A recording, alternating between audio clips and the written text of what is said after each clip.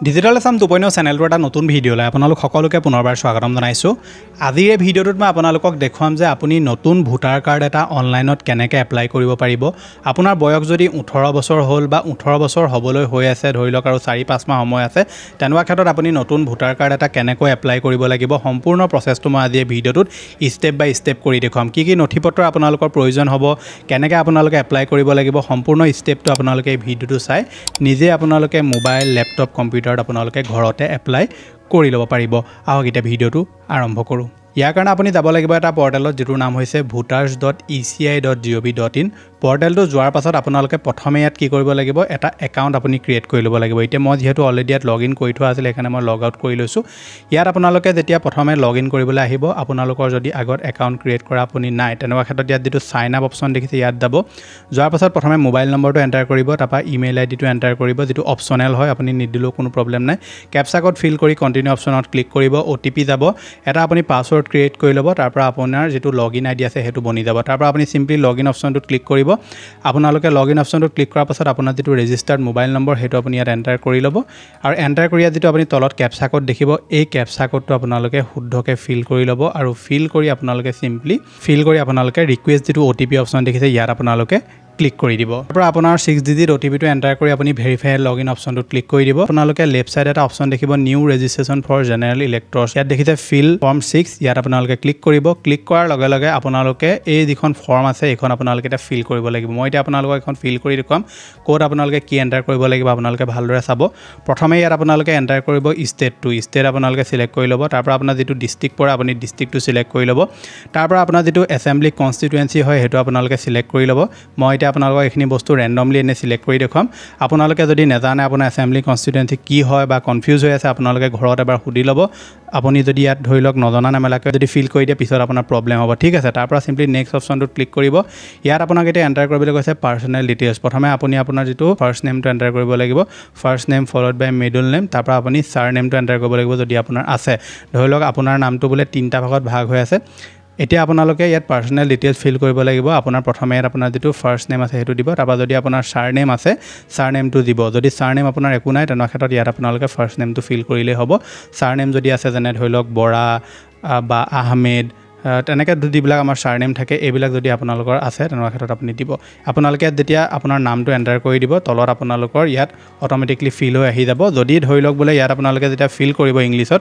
তলত যদি আপোনালোকৰ নামটো বোলে ভুলকৈ আহিছে অসমীয়াত, আপোনালোকে কীবৰ্ডখন পাব, এই কীবৰ্ডখনত আপোনালোকে শুদ্ধকৈ অসমীয়াত নামটো এণ্টাৰ কৰিব। ইংলিছত যেনেকৈ আহে অসমীয়াটো যদি আপোনালোকৰ তেনেকৈ ইয়াত দি দিয়ে, আৰু যদি আপোনালোকৰ ধৰি লওক ইয়াত ক'ৰবাত আকাৰ ইকাৰ যদি ভুল হৈ আছে, তেনেকৈ কিন্তু প্ৰিণ্ট হৈ যাব, পিছত প্ৰব্লেম হ'ব। সেইকাৰণে যদি আপোনালোকে ইয়াত কিবা আকাৰ ইকাৰ বা কিবা যদি আপোনাৰ এলফাবেট ভুলকৈ আহিছে, কীবৰ্ডত গৈ আপোনালোকে শুদ্ধ কৰি ল'ব। মই যিহেতু ডেমো কৰি দেখুৱাইছোঁ, সেইকাৰণে মই ইয়াত একো চেঞ্জেছ নকৰোঁ। তাৰপৰা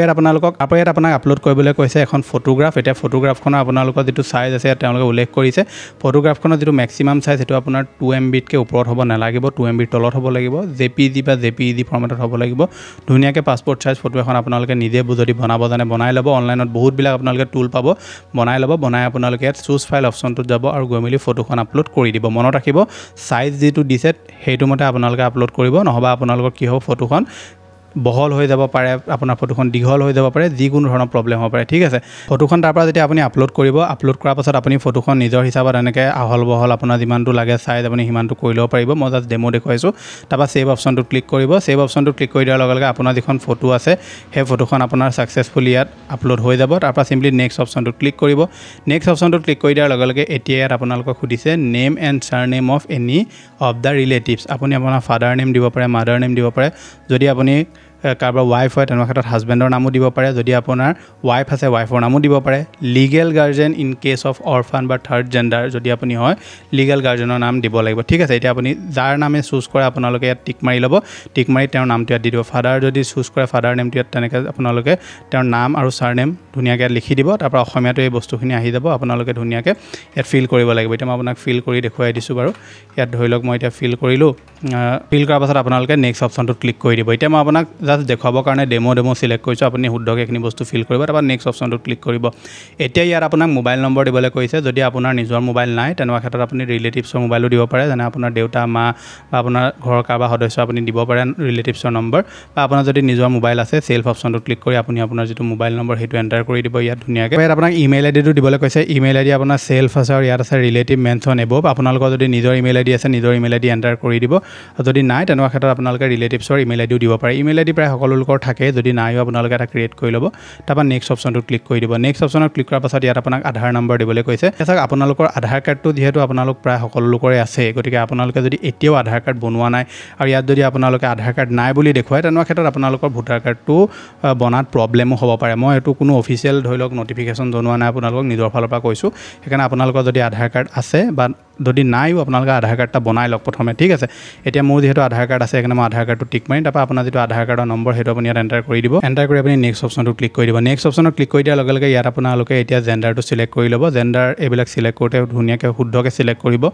একদম লাহে ধীৰে আপুনি কামবোৰ কৰিব যাতে আপোনালোক কতো ভুল নহয় বা নেক্সট অপশ্যনটো ক্লিক কৰিব নেক্সট অপশ্যনত ক্লিক কৰাৰ পিছত ইয়াত আপুনি আপোনাৰ যেটো ডেট অফ বাৰ্থ আছে সেই ডেট অফ বাৰ্থটো আপোনালোকে ধুনীয়াকৈ ফিল কৰিব এতিয়া চাওক আপোনালোকৰ বয়স এনেকুৱাও নহয় যে বোলে 16-15 বছৰ হৈ আছে তেনেকুৱাত নকৰিব বোলে 18 বছৰ হ'বলৈ ধৰি লওক 4 মাহ 5 মাহমান বাকি আছে বা 3 মাহ 2 মাহমান বাকি আছে মানে ধৰি লওক 2-3 মাহমান থাকোতে আপোনালোকে এপ্লাই কৰিলে বেছি ভাল আৰু আপোনালোকে যেটো আপোনাৰ ডেট অফ বাৰ্থ হয় হেতু আপোনালোকে ধুনীয়াকৈ ফিল কৰিব এতিয়া মই ইয়াত জাস্ট ৰেন্ডমলি আপোনাক এটা ডেট অফ বাৰ্থ ফিল কৰি দেখুৱাইছো তাৰপৰা ইয়াত আহিলে self attested copy of document supporting age proof attest আপোনালোকে যেটো ডেট অফ বাৰ্থ দিছে এই ডেট অফ বাৰ্থটো আপোনালোকৰ প্ৰুফ কৰিবৰ কাৰণে আপোনালোকে ডকুমেন্টছ দিব লাগিব ডকুমেন্টছ সিলেক্ট কৰি সিলেক্ট ডকুমেন্টছত গৈ আপুনি আধাৰ কাৰ্ড সিলেক্ট কৰিব পাৰে পান কাৰ্ড সিলেক্ট কৰিব পাৰে বাৰ্থ সাৰ্টিফিকেট সিলেক্ট কৰিব পাৰে তাৰপৰা ক্লাছ 10ৰ আপোনালোকে মাৰ্কশিট সিলেক্ট কৰিব পাৰে ঠিক আছে তাৰপৰা আপোনাৰ ক্লাছ 10ৰ সাৰ্টিফিকেট আপুনি সিলেক্ট কৰিব ইণ্ডিয়ান পাছপোৰ্ট সিলেক্ট কৰিব পাৰে এটা প্ৰায় সকলো লোকে পেন কাৰ্ড আধাৰ কাৰ্ড থাকে সেইকাৰণে আপোনালোকে পেন বা আধাৰ কোনবা এটা সিলেক্ট কৰি ল'ব তাৰপৰা আপোনালোকৰ যেটো পেন কাৰ্ডৰ ফটো আছে হেতু আপুনি চুজ ফাইল অপশ্যনটোত যাব আৰু গৈ মিলি আপোনালোকৰ পেন কাৰ্ডখনৰ যেটো ফটো আছে সেই ফটোটো আপোনালোকে আপলোড কৰি দিব আপলোড কৰি আপুনি নেক্সট অপশ্যনত ক্লিক কৰিব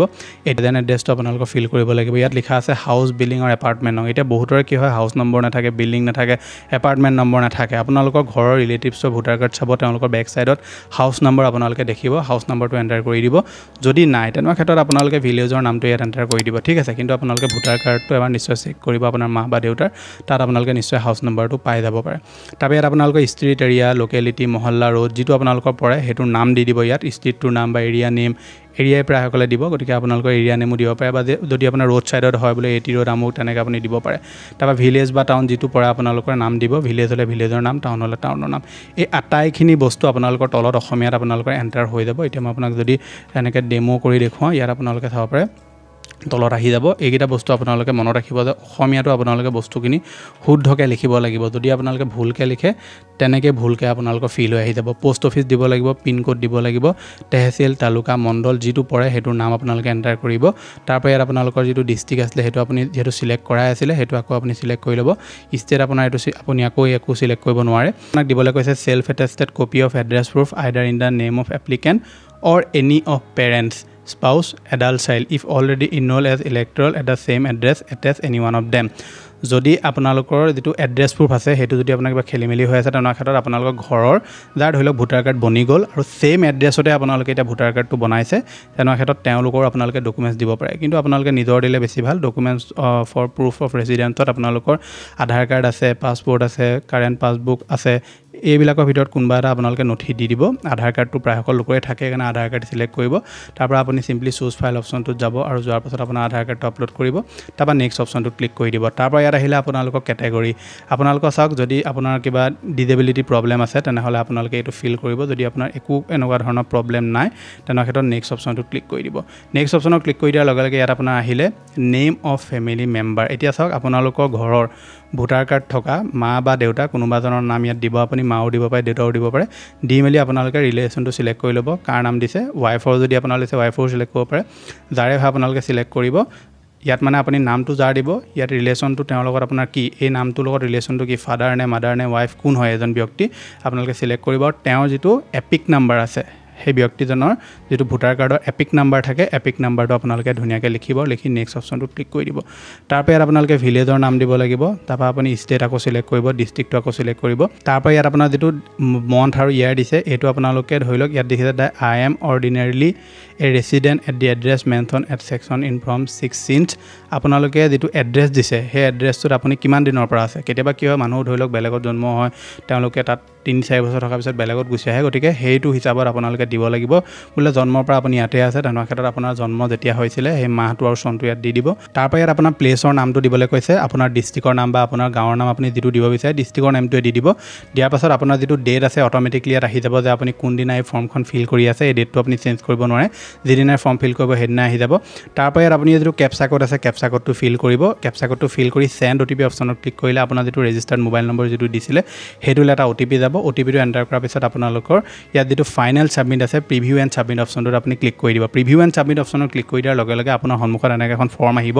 এই ফৰ্মখনত আপোনালোকে চেক কৰিব যে ক'ৰবাত কিবা আপোনাৰ ভুল আছে নেকি যদি আপোনালোকে দেখিছে বোলে মই জেণ্ডাৰ ভুল কৰি দিছোঁ ডেট অফ বাৰ্থ ভুল কৰি দিছোঁ এড্ৰেছ ভুল কৰি দিছোঁ বা অসমীয়া ক'ৰবাত মই কিবা কিবি শব্দ ভুল কৰি দিছোঁ ভালকৈ এবাৰ চেক কৰি চাব আৰু চোৱাৰ পাছত আপোনালোকে যদি কিবা দেখে ভুল হৈ আছে এডিট অপশ্যনত গৈ আপুনি এডিট কৰি ল'ব যদি নাই ফাইনেল ছাবমিট অপশ্যনত ক্লিক কৰি দিব ফাইনেল ছাবমিট অপশ্যনত ক্লিক কৰি দিয়াৰ লগে লগে এনেকৈ আপোনালোকৰ এটা নাম্বাৰ জেনেৰেট হৈ যাব যিটো নাম্বাৰ আপোনালোকে ভোটাৰ কাৰ্ডৰ যিটো অফিচিয়েল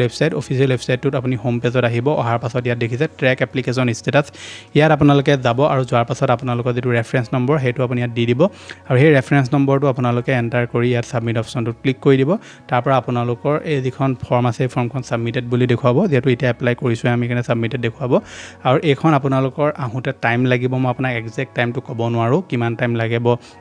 এমাহো লাগিব পাৰে দুমাহো লাগিব পাৰে কেতিয়াবা সোনকালেও হৈ যায় চেক কৰি থাকিব আৰু যেতিয়া দেখিলে এখন আপোনাৰ কমপ্লিট হৈ গ'ল এইটো আপুনি PDF আকাৰত আপোনালোকে ডাউনলোড কৰি ল'ব পাৰিব ধুনীয়াকৈ মোবাইলত আৰু আপোনালোকৰ যিটো পোষ্ট অফিচ আছে পোষ্ট অফিচতো তেওঁলোকে ইয়াৰ যিটো প্লাষ্টিক কাৰ্ড আছে সেই কাৰ্ডটো তেওঁলোকে প্ৰেৰণ কৰি দিব সেইকাৰণে আপোনালোকে পোষ্ট অফিচতো খবৰ কৰি থ'ব এবাৰ যে আমাৰ এনেকৈ এটা কাৰ্ড আহিবলগীয়া আছে যদি আপোনাৰ পোষ্ট অফিচৰ লগত ইমান লেনা নাথাকে তেনেকুৱা ক্ষেত্ৰত কেতিয়াবা কি হয় তেওঁলোকে ঘৰ চিনি নাপায় কিবা প্ৰব্লেম হৈ যায় আৰু ঘূৰাই পঠিয়াই দিয়ে সেইকাৰণে আপোনালোকে পোষ্ট অফিচত এবাৰ কণ্টেক্ট কৰি কৈ থ'ব যে আমাৰ যিটো ভোটাৰ কাৰ্ড বুলি নক'ব আমাৰ এটা পাৰ্চেল আহিবলগীয়া আছে গতিকে আপোনালোকে এবাৰ চাব তেওঁলোকে আপোনাক ঘৰত আহি দি থৈ যাবহি ঠিক আছে নহ'বা আপোনালোকৰ যিখন এপিক কাৰ্ড আছে সেই কাৰ্ডখন আপোনালোকে অনলাইনতো আপুনি যিটো PDF আছে ডাউনলোড কৰি ল'ব পাৰিব এইটো আপোনালোকৰ এই যিখন ফৰ্ম আছে এই ফৰ্মখন সম্পূৰ্ণ আপোনালোকৰ BLO থ্ৰু দি ভেৰিফিকেশ্যন হ'ব সম্পূৰ্ণ নথি-পত্ৰবিলাক আপোনালোকে চাব ৰিয়েল নে ফেক সকলোবিলাক চোৱাৰ পাছতহে আপোনালোকৰ ভোটাৰ কাৰ্ডটো কমপ্লিট হ'ব আৰু আপোনালোকে ভোটাৰ কাৰ্ডটো লাভ কৰিব গতিকে এইটো আছিলে যে আপোনালোক দিবলগীয়া ইনফৰমেশ্যন আশা কৰিছোঁ আপোনালোকে ভিডিঅ'টো চাই ভাল পালে যদি ভাল পালে ভিডিঅ'টো লাইক কৰিব চেনেলটো যদি প্ৰথম আহিছিলে ছাবস্ক্ৰাইব কৰি ল'ব এনেকুৱা ধৰণৰ ইনফৰ্মেটিভ ভিডিঅ' ৰেগুলাৰ চাবৰ কাৰণে এতিয়া আপোনালোকৰ স্ক্ৰীনত আৰু এটা ভিডিঅ' ওলাই আছে যিটো ভিডিঅ' আপোনালোকে নিশ্চয় এবাৰ চেক আউট কৰিব মই লগ পাম এটা নতুন ভিডিঅ'ত আজিলৈ ধন্যবাদ